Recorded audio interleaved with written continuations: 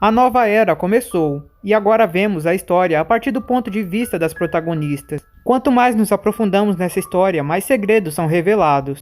E se você também quer saber a verdade sobre os mistérios que o mundo de Honkai Impact ainda aguarda, deixa seu like, compartilhe o vídeo, senta aqui e bora que mais um vídeo tá começando.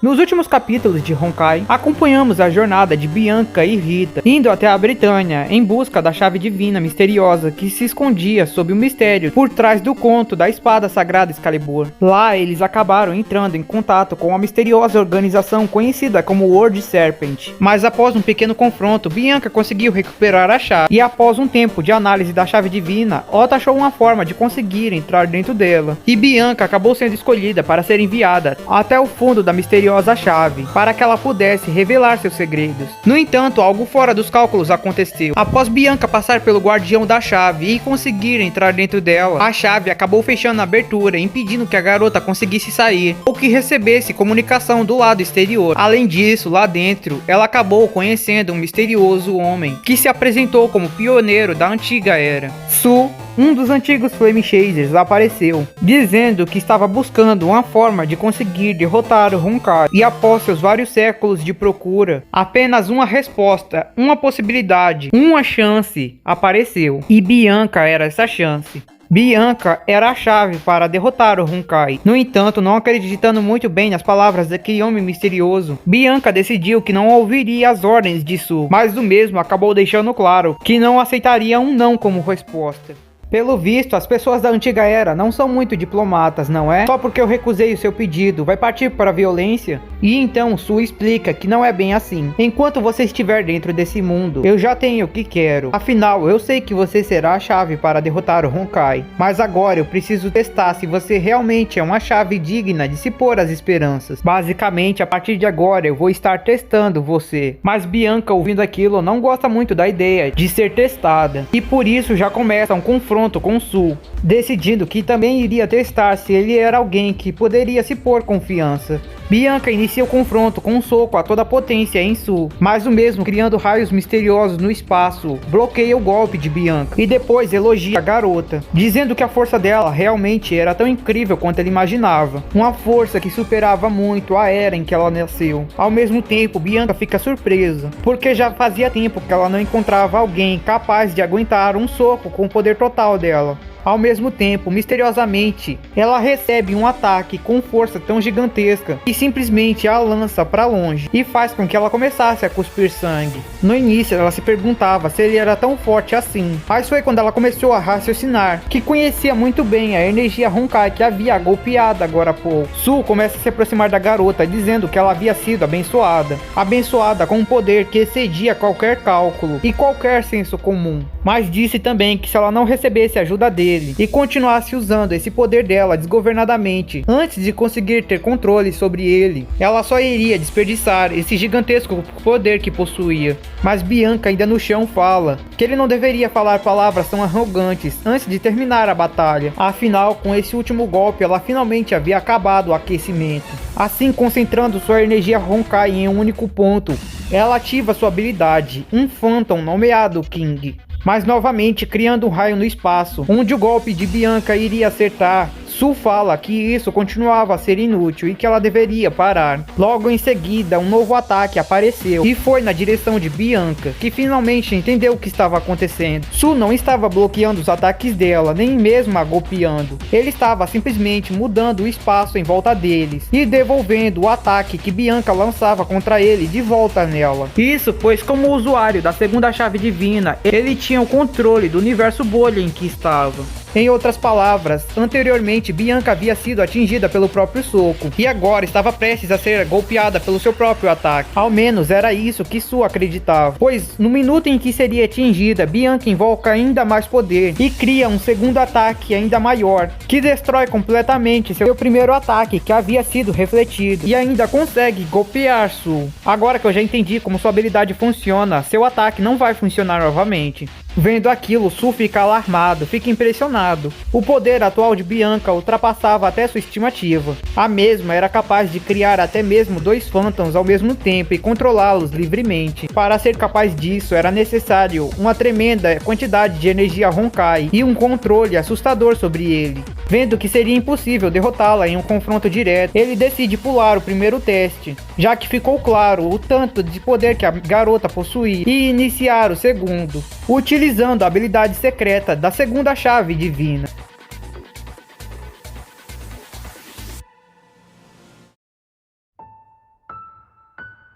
Um novo dia começou, e logo Bianca acordou. A mesma havia dormido enquanto lia alguns livros. Ela sentia que havia esquecido de algo, talvez de um sonho estranho que teve na noite passada. Mas seja o que fosse, ela simplesmente não conseguia lembrar. De qualquer forma, ela sentia que não tinha tempo para isso. Finalmente havia completado o aniversário de 5 anos desde o desastre de Nagazora. Naquele incidente, uma cidade inteira, conhecida como Nagazora, simplesmente desapareceu. E ninguém ao redor do mundo soube explicar o que exatamente havia acontecido. Nem mesmo Bianca sabia. Tudo o que ela sabia é que sua grande amiga simplesmente havia desaparecido naquele incidente. E também que foi após ele que um grande número de pessoas infectadas pela energia Honkai apareceu. A pandemia gerada pelas pessoas infectadas com a energia Honkai gerou inúmeras vítimas ao redor do mundo. O maior objetivo das pesquisas farmacêuticas atuais era concentrado na pesquisa de um antídoto para essa doença, até porque a taxa de mortalidade para alguém que acabasse infectado era 100%. Bianca era uma médica e uma das pesquisadoras que estava estudando o antídoto para essa doença. Uma das pacientes que estava internada no hospital onde Bianca trabalhava era uma pequena garota chamada Anya. Ela era uma garota alegre e inocente, a quem Bianca sentia uma forte ligação. Infelizmente, a pequena garota possuía a doença Honkai, e foi ela que influenciou Bianca a ir em busca de uma cura, pois ela se recusava a deixar a pequena garota acabar morrendo para ela. Mesmo assim, a garota sentia. Ela escutava os outros médicos do hospital falando para ela que aquela doença era incurável, falando entre si que não restava muito tempo para ela. A garota tinha medo de morrer, mas tudo que Bianca podia fazer era tentar alegrar a garota e dizer que ela não deixaria que isso acontecesse, porque de uma forma ou de outra ela encontraria a cura para aquilo. Outra médica daquele hospital, uma amiga de Bianca, era a doutora Ragna. Bianca e Ragna já se conheciam muito tempo antes de se tornarem médicas. Na verdade, havia sido Ragna quem motivou Bianca a entrar na medicina. Por isso, ela era como uma mentora para ela. E Ragna até via ela como sua melhor estudante também. E por isso, apenas olhando para ela, conseguia ver que Bianca já estava se esforçando o máximo para conseguir encontrar uma cura para a doença Honkai.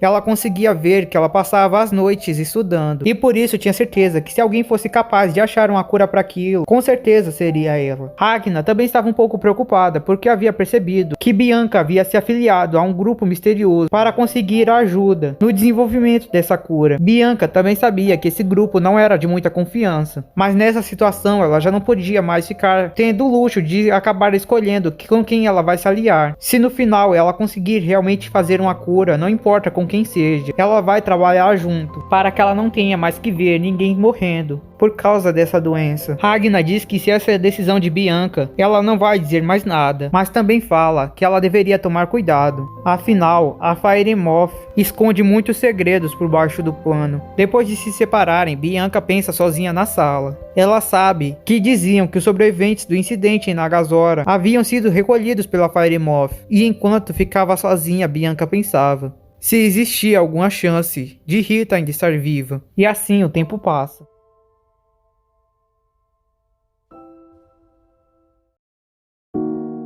Bianca se esforçou, Bianca estudou, Bianca foi até o limite em busca daquilo que desejava, uma cura, uma forma de evitar que as pessoas morressem para aquela doença. Mas ainda assim, acabou que isso não foi o suficiente. Mesmo depois de tudo aquilo, a condição de Annie acabou piorando. Seu corpo estava fraco e sua consciência estava desaparecendo. Ela tinha medo, ela não queria morrer. E Bianca, chorando, só podia segurar sua mão e pedir para que ela não tivesse medo. Pedir para que ela fosse forte, porque ela não sairia de seu lado. Mesmo com todo o esforço dela, mesmo com toda a sua determinação, no final ela ainda era só uma humana, incapaz de proteger uma única garotinha que precisava de sua ajuda. Enquanto chorava sozinha no canto do hospital, Bianca dizia que não ia desistir. Mas um tempo se passou e Bianca continuou na sua pesquisa. Continuou na procura de uma cura para aquele vírus. Mas ainda assim, mesmo depois de anos na pesquisa, parecia que nada havia mudado. Parecia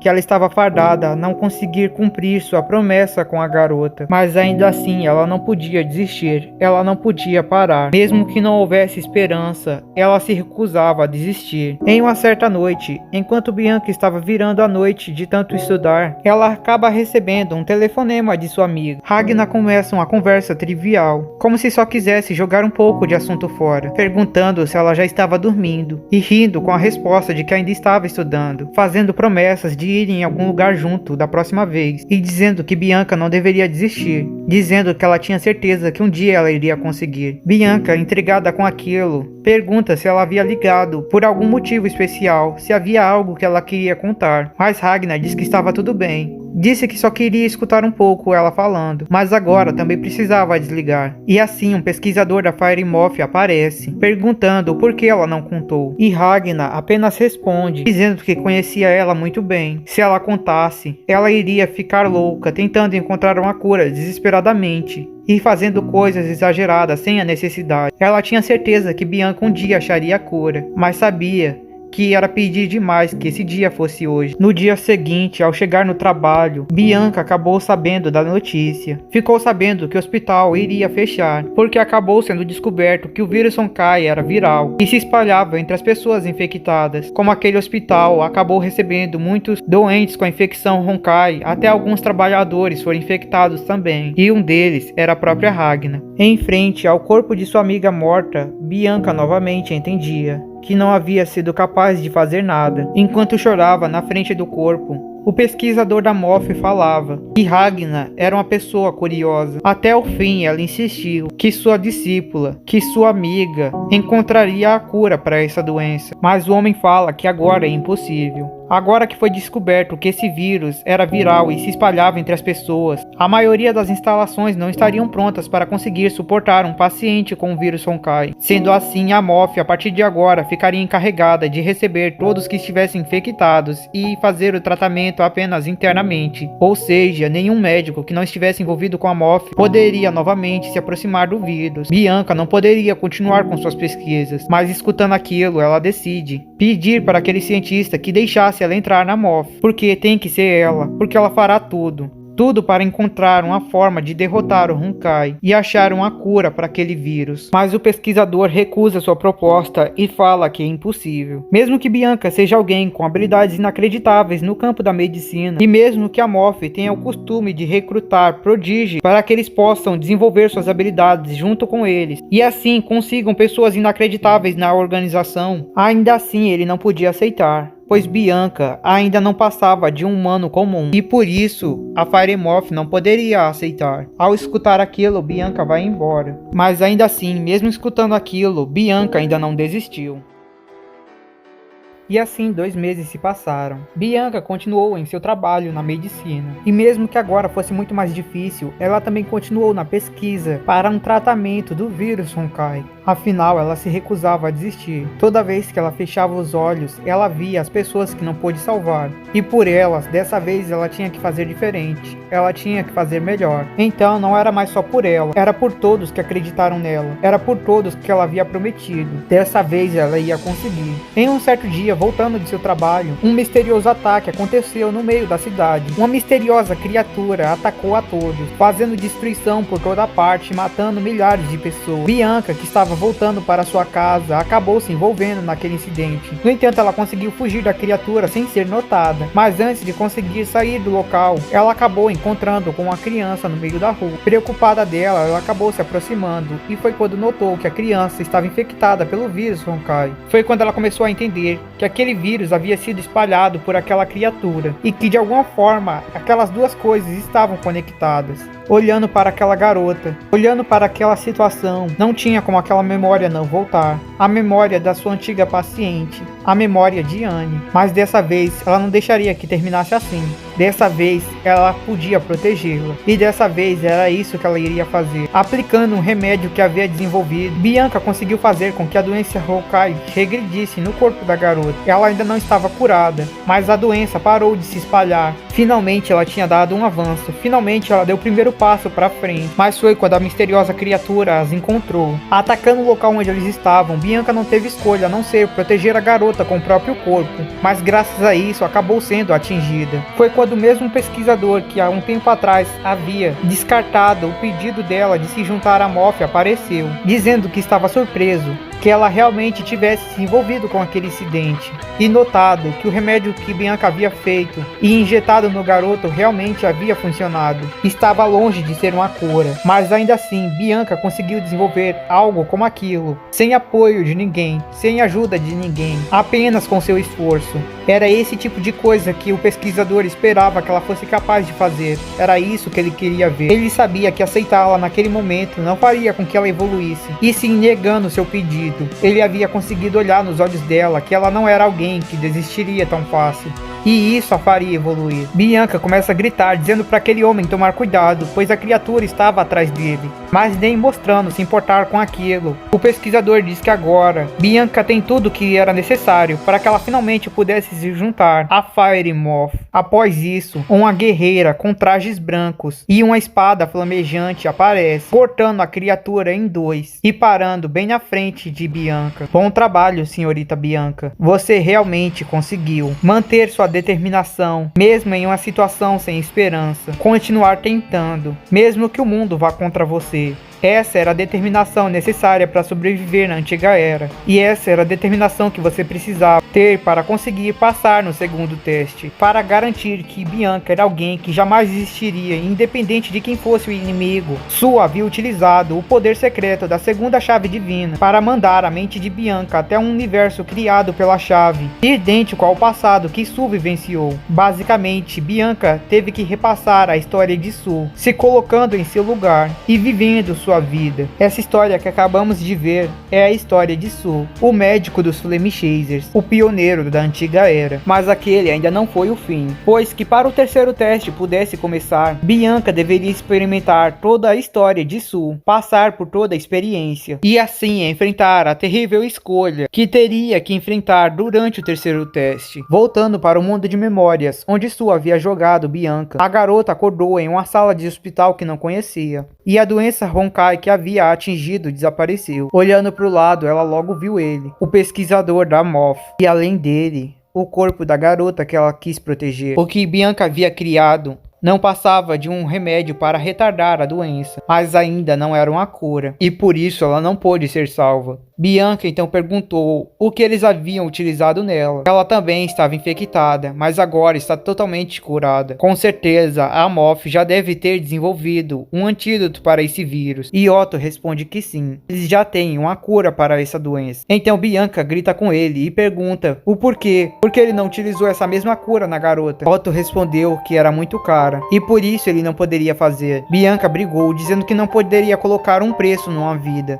O pesquisador fala que pode, afinal essa mesma cura foi gerada através de várias outras. Para ser mais exato, a doutora May, uma das cientistas da Fire Moth, acabou descobrindo que todos que estavam infectados com aquele vírus começavam a exibir sintomas da criação de um anticorpo natural desenvolvido pelo próprio corpo humano para lidar com aquele vírus. Mas o número de anticorpos era tão pequeno que os pacientes acabavam morrendo antes que os anticorpos pudessem fazer alguma coisa. Mas ela, através de sua pesquisa, acabou descobrindo que era possível reunir o anticorpo de pessoas que haviam sido mortas por causa dos vírus e assim criar um antídoto. Para ser exato, era necessário utilizar o anticorpo de 1000 vítimas para criar um antídoto. Talvez seja errado colocar um valor na vida de alguém, mas até você deve entender que essa cura possui sim um valor. Então Bianca reclama. Se eles tinham uma, deveriam ter utilizado na garota e não nela. E o pesquisador fala que não. Afinal, foi Bianca quem desenvolveu um retardador do vírus sozinha. Seu conhecimento seria necessário para criar um novo antídoto, um que não tivesse que utilizar meios tão brutais. A Moff precisava do seu conhecimento. E além do mais,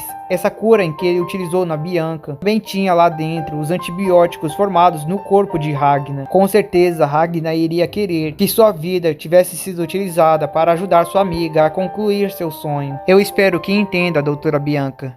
A partir de agora, a sua vida não é só sua. A sua vida carrega 1000 outras vidas que esperam que você consiga encontrar uma cura para esse caos. E é assim que Bianca se une a Fire Moth para salvar o mundo. O mesmo aconteceu com Su, e assim que ele se uniu a Fire Moth na antiga era. E a partir desse ponto, ele fez com que Bianca tivesse que experimentar todas as outras experiências por qual ele passou, ver seus companheiros de equipe morrendo, seu reencontro com Kevin, o grande desafio que a humanidade teve que passar, a batalha contra os Hashers, a terrível e mais brutal batalha de Su contra o 8º Hasher, o Hasher da Sentiência, que estava trazendo uma calamidade para o mundo, matando as pessoas enquanto as fazia dormir. E por fim, o experimento que o tornou um Mantis. Ele também fez com que ela testemunhasse a batalha final contra a Hasher do fim, e o desespero que foi sentir que todo o seu esforço foi sem sentido e que todos os sacrifícios foram em vão. Ele precisava que Bianca sentisse aquilo na pele e passasse por essa experiência, por todos os traumas e dores que ele sofreu em vida,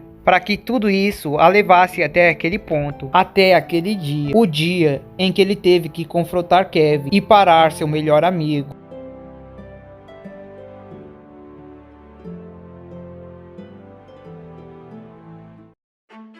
Su queria que Bianca tivesse toda a experiência na própria pele, sentisse tudo o que ele passou, ao mesmo tempo que fizesse suas próprias escolhas, tanto para que ela entendesse a escolha que ele fez, quanto também para que ela pudesse fazer a própria. O terceiro teste era simples. Assim como ele, para proteger as pessoas, Bianca deveria sacrificar seu amigo. Ela tinha que estar disposta a sacrificá-lo para proteger as pessoas. Mas no momento decisivo, Bianca toma outra decisão. Em vez de sacrificar seu amigo para proteger as pessoas ou continuar tentando convencê-lo, ela decidiu que o que realmente queria era ficar ao seu lado. Ela não podia aceitar o que ela estava fazendo, ela não podia aceitar o projeto Stigma, mas jamais iria deixar que Rita continuasse com aquela feição de dor, jamais ia deixar que Rita passasse por aquilo sozinha. Se sua escolha era se tornar a vilã odiada por todos, pelo menos ela continuaria ao seu lado. Nem mesmo Su conseguiu prever aquilo. Talvez a ligação que ela tivesse com Rita fosse diferente da ligação que ele tem com Kevin, mas ele também não sabia o que aquilo deveria significar. Enquanto estava perdido em dúvidas, o mesmo não percebeu Bianca acordando atrás dele e o golpeando. Su, confuso, perguntou como ela conseguiu se livrar da habilidade da chave divina, e Bianca falou que para ela aquilo era muito simples.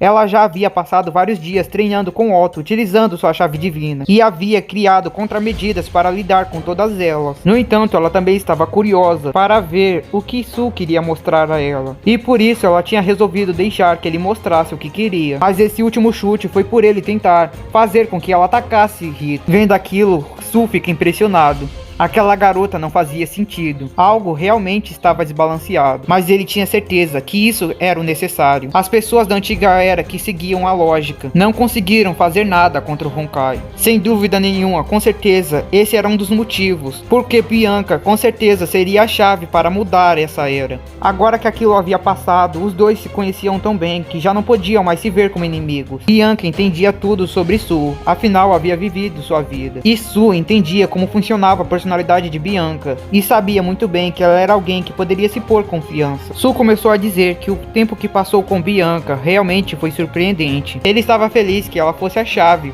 que iria mudar o destino do mundo. Ele estava feliz por ter conhecido ela e por ter visto sua história.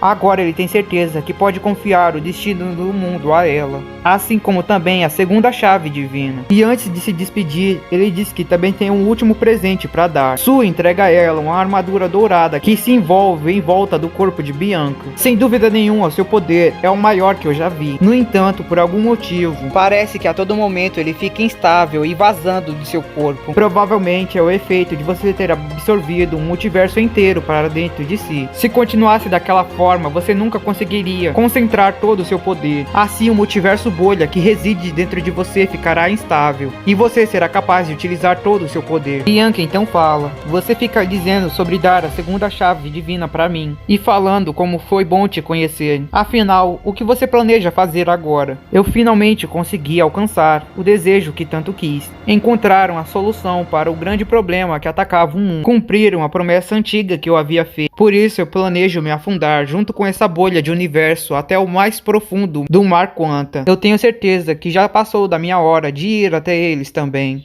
Eu quero ir até onde estão meus companheiros. Mas antes de me despedir, eu preciso te dar isso também. Ele entrega uma folha com as coordenadas de todos os multiversos por qual ele passou para Bianca. E diz que ele deve entregar para aquela pessoa. Assim, Su ativa a chave divina, criando uma abertura e permitindo que Bianca saia. Se despedindo da garota com um sorriso no rosto, ele se senta ao lado da árvore por qual passou tanto tempo e começa a se despedir de todos que conheceu, dizendo que finalmente ele poderia dormir. E naquele mesmo momento, Bianca apareceu do lado de fora da segunda chave. Rita, que estava extremamente preocupada com Bianca, logo corre na direção dela e a abraça, e Bianca a conforta dizendo que estava bem. Otto fala que todos estavam preocupados, afinal não faziam ideia do que estava acontecendo. E além do mais, com alguns dados que ele havia conseguido, ele percebeu que provavelmente o tempo passava de forma diferente do lado de dentro. Então não tinha como saber quanto tempo Bianca já estava lá. Mas para eles, apenas 60 minutos haviam se passado. Bianca fica impressionada que apenas 60 minutos se passaram aqui. E explica que lá dentro ela passou esse tempo conhecendo um homem que se apresentou como pioneiro da antiga era. Otto pergunta se foi esse homem que entregou a ela essa nova armadura que ele nunca havia visto. E Bianca responde que sim, assim como também havia sido ele quem entregou isso e pediu para que ele entregasse até Otto. Quando Otto botou os olhos naquela folha, automaticamente ele entendeu o que era aquilo. E Su começa a sentir que Bianca já entregou a folha até Otto. Su não sabia se podia confiar em Otto, mas vendo como Bianca ouvia naquele mundo de memórias, ele tem certeza que essa foi a melhor ação a se fazer. Faltava pouco tempo até ele chegar até o espaço mais profundo do mar Quanta, o lugar onde Kevin também estava agora dormindo. Tudo que lhe restava fazer agora era fechar os olhos, e então poderia se encontrar com seus companheiros novamente. A única coisa que ele se arrepende é de não ter encontrado uma resposta para aquela pergunta. Mas isso era algo que já não podia mais ser evitado.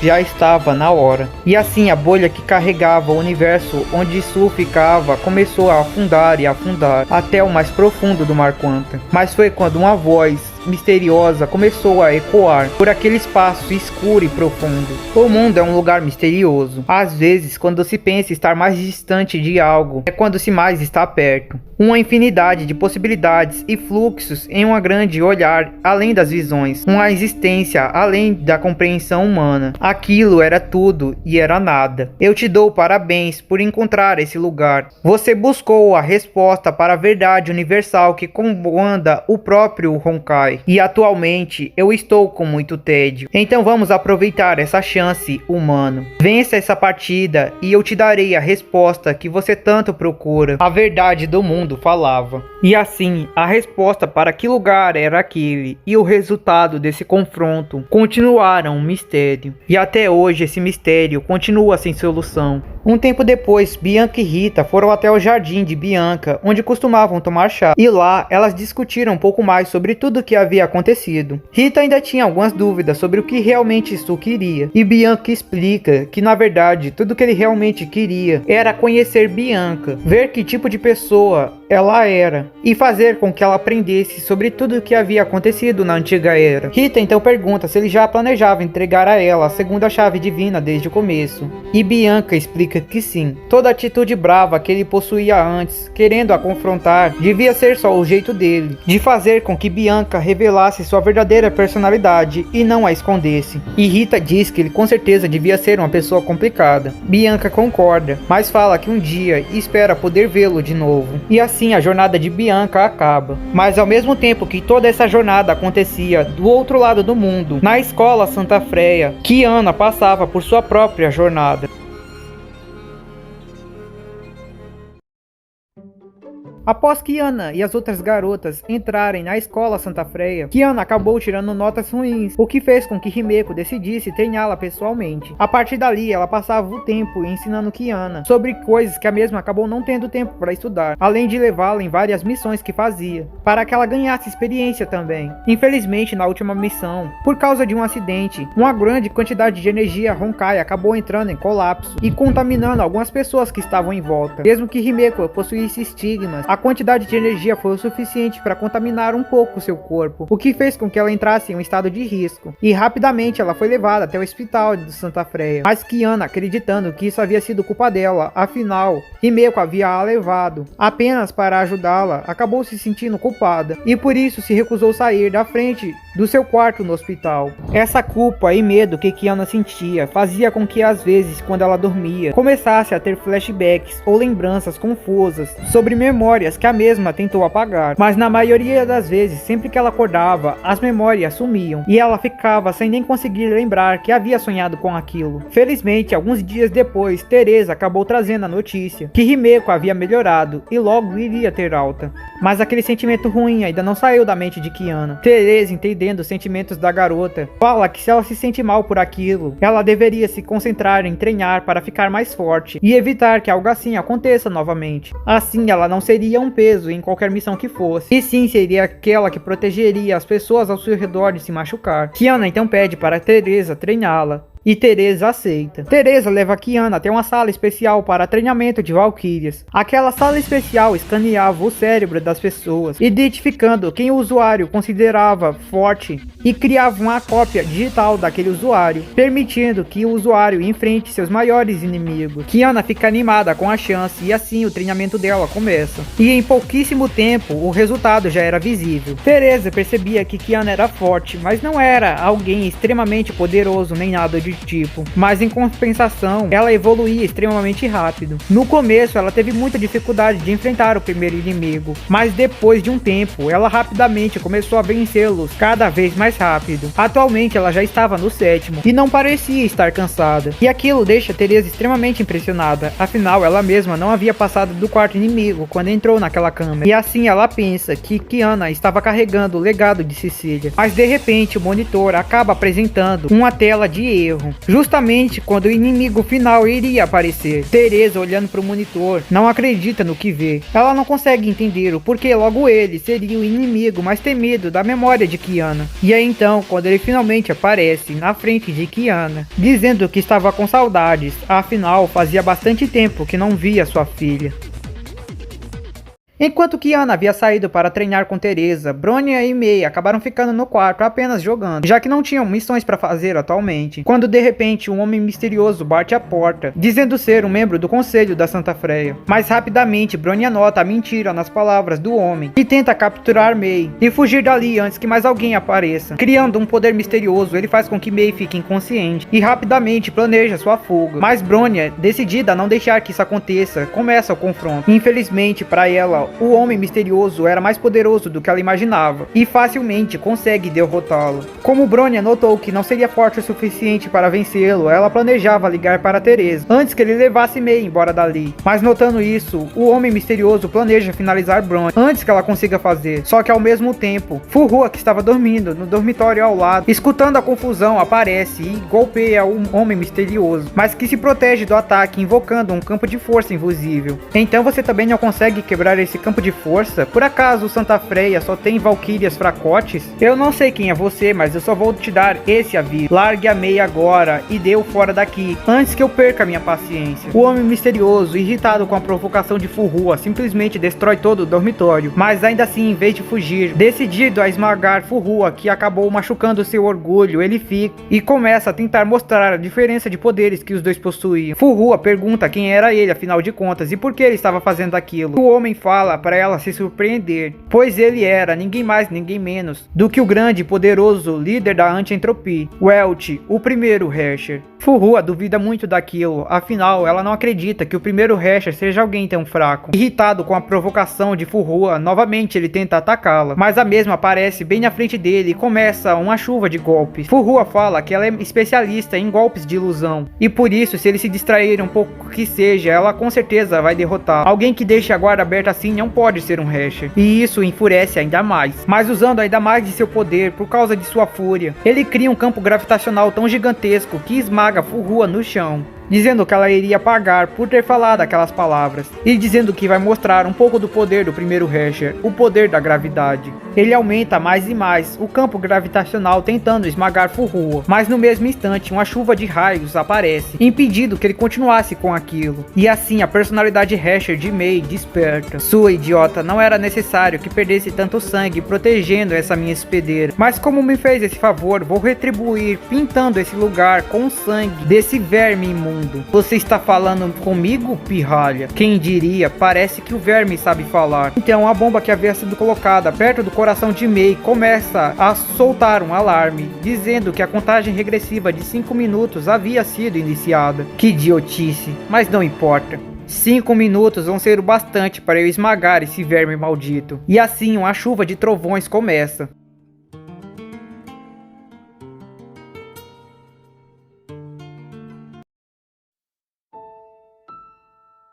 De volta onde estava acontecendo o treinamento de Kiana, finalmente é revelado o que realmente estava acontecendo na cabeça de Kiana. Por que ela estava tendo aqueles pesadelos? E por que seu pai apareceu como seu grande inimigo? Era verdade que os sentimentos que ela acabou adquirindo após a missão com Himeko foi a gota d'água para que aquilo estourasse. Mas tudo começou no momento em que Kiana decidiu salvar Mei, quando descobriu que ela era um Herrscher. Desde aquele momento, Kiana veio acumulando um sentimento estranho de medo, porque sentia que talvez estivesse traindo seu pai. Afinal, o juramento dos Caslanas era de proteger os humanos, mas lá estava ela, se esforçando para proteger Mei. Ela sabia que isso era o que ela queria. Ela não iria mudar de ideia, mas tinha medo do que seu pai iria pensar. A vergonha, a culpa e o medo que tinha de seu pai foram que geraram todos aqueles pesadelos. No entanto, ao confrontar as memórias que tinha de seu pai dentro daquela câmara de treinamento, Kiana conseguiu entender um pouco mais sobre o real sentimento que seu pai sentia na época em que eles viviam juntos, e também lembrou do juramento que havia feito com ele. A promessa que eles fizeram nunca foi de seguir o juramento dos Caslanas, e sim o juramento que os dois criaram juntos, de sempre proteger quem era importante para eles, de quem eles amavam. E finalmente, graças à luta que teve com ele, ela conseguiu entender que ele nunca iria dizer que o que ela está fazendo é errado, que ele continuaria a amando independente do que ela fizesse.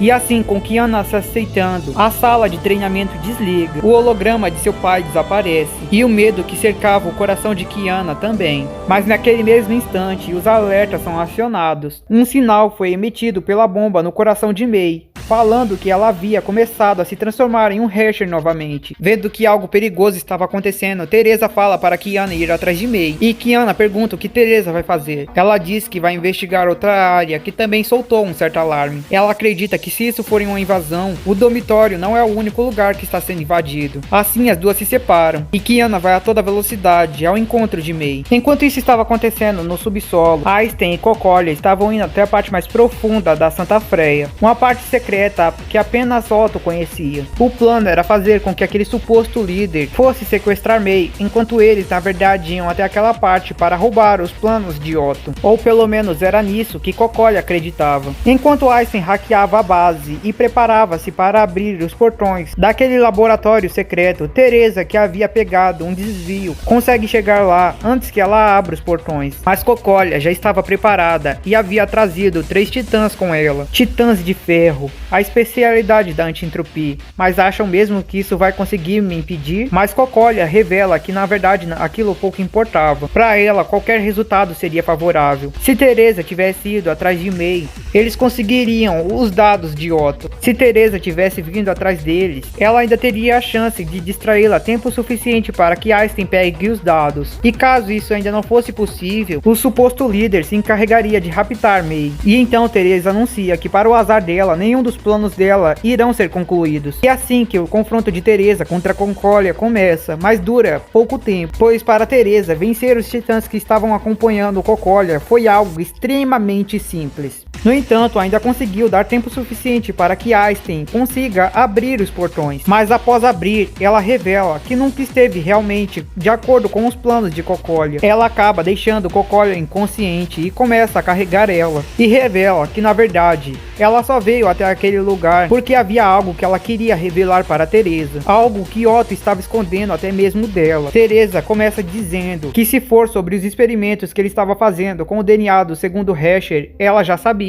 Ele já havia dito que havia começado esses experimentos para identificar os poderes dele. Mas é então que Einstein fala para ela analisar com cuidado aqueles tubos, olhar a feição deles e checar se realmente ela não consegue identificar o rosto de alguém naqueles clones. Einstein fala que tem uma proposta para Teresa, uma proposta que vai garantir que o futuro das pessoas que eles amam seja garantido, mas seja qual for o acordo, isso não nos é revelado. Mudando o campo de visão, voltando para o confronto que estava acontecendo entre May e o suposto líder, a batalha durou exatamente 4 minutos. Só foi necessário 4 minutos para que May conseguisse destruir completamente aquele suposto primeiro Hasher. E ela logo fala que ele não poderia ser o verdadeiro Hasher. A energia Honkai dele era até que realmente alta, mas ainda estava muito longe de sair da taxa normal para um humano. Ao escutar aquilo, ele fica extremamente confuso, sem saber o que realmente é então. E quando parecia que a consciência da Hasher do Trovão iria falar para ele a verdade, ela começa a sentir fortes dores no peito, pois embora a bomba ainda não tivesse explodido, ela começou a absorver a energia Honkai. A bomba em seu coração parecia ser do tipo que iria absorver a energia e então explodir. E isso deu a oportunidade perfeita para que o suposto líder pudesse a atacar.